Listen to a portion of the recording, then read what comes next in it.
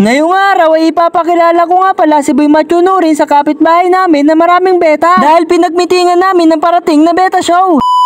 Isang umaga ay mangunguha nga pala ako ng mga live foods. Meron nga palang tinuro sa akin si Snake Beta na bagong spot. Dito lang yan sa pinakadulo ng Snake Road. Isa na namang panibagong spot mga katampi. Shoutout nga pala sa nakakilala sa akin kanina. Bali mga kitikiti nga lang pala ang meron dito. Okay lang yan mga katampi. Kumakain naman ng kitikiti ang ating axolotl. So okay na yung mga nakuha ko mga katampi. Kaya naman uuwi na tayo ng ating bahay. Bali maganda nga pala dito mga katampi at malawak. Syempre pwede din tayo dito magpalipad ng mga ibon. Nandito na nga pala ako sa aming bahay at nagugutom na nga pala ang alaga kong Pokemon. Bali na sa taas nga pala ang mga kitikiti ayaw nila bumaba. Kaya naman ginawa ko, sinubukan ko na lang sila. Nagrepack nga pala ako ng mga isda dahil may mga umorder uli sa akin. Syempre wag natin kalimutan ng ating sticker. Kahit dalawa lang yung umorder mga katampi ay masaya na ako. After that mga katampi, nag-arkala nga pala ako ng haba-laban. Nagdala na nga din ako ng mga karton. Alam niyo mga katampi ay kukuha nga pala ako ng aquarium. Kaya mga katampi, let's go. Pupunta nga pala tayo sa barangay Mamatid. Excited na nga ako mga katampi dahil makakaroon na ako ng malaking aquarium. Tapos yung mga karton ko mga katampi bigla na lang nawala. Sayang naman mga katampi pero binigyan na ako nila mga katampi ng karton. Bali ito nga palang bibining ko mga katampi na aquarium. Medyo challenge sa akin to mga katampi. Kahit super duper ang second hand mga katampi okay lang yan. Ipapakita ko sa inyo mga katampi nang papagandahin natin yan. Sa wakas mga katampi nandito na nga kami sa aming bahay. Buti naman mga katampi hindi nabasag ang aquarium sa aming pagdadrive. Tingnan natin mga katampi kung kaya ko talaga ito i-restore. After that mga katampi bigla nga pala dumalaw si Boy Machunurin. Ipapakilala ko nga pala siya sa kapitbahay namin na maraming beta. Para sa ganun mga katampi ay marami pa siyang matutunan. Bali nilakad namin mga katampi dahil walking distance naman. Kaya naman itinuro ko na nga kay Boy Machunurin at kumatok na lang siya. Alam ko lagi naman may tao dyan mga katampi. Ayun lumabas na. Bali balag pala namin mag-show dito mga katampi. Kaya naman kailangan namin ng mga veterano. Pagpasok nga namin sa loob mga katampi napahanga nga si Boy Machunurin. Tingnan nyo naman kasi mga katampi, grabe ang ganda. Maraming magagandang isda dito mga katampi katulad na lang yan. O diba, astig talaga mga katampi. Tapos marami pa dito mga fry. Bali ilan buwan lang yan mga katampi, ang lalaki na kaagad. Dito nga pala nakalagay yung mga fry mga katampi, kaya naman sinisilip ko. Grabe mga katampi, sobrang dami at kililiit pa. Kaya naman umupo ako dito at tiningnan ng paligid. Ang sarap naman sa mga mata kung ito makikita nyo mga katampi, kaya astig talaga. Siya nga pala guys, pwede rin kayo order dito and then pinakita nga pala sa amin yung parang flashlight. Kaso nga lang mga katampi, nakalimutan ko nga pala kung anong tawag dito. Parang malalaman mo yung temperature ng tubig, basta nakalimutan ko, ay comment nyo nga. Magpapaalam na nga ako sa kanila. Siya nga pala mga katampi, meron tayong